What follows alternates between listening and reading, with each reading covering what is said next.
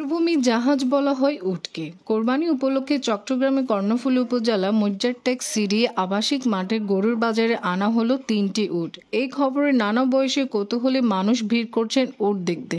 নিজের চোখ হাত বুলিয়ে আদর করছেন, সেলফি নিতে ভুলছেন না তারা। প্রতিটি উটের দাম চাওয়া হয়েছে ৩০ থেকে ৩৫ লাখ টাকা। প্রতিটি উটের ওজন ১৫ মণ, উচ্চতা ১২ থেকে ১৫ ফুট। ছোলা, ভুট্টা, গম, ভুটের খোসা, মসুর ডাল ও কাঁচা ঘাস খাওয়ানো হয়। এই উটগুলাকে প্রতিদিন সকালে গোসল করানো হয়।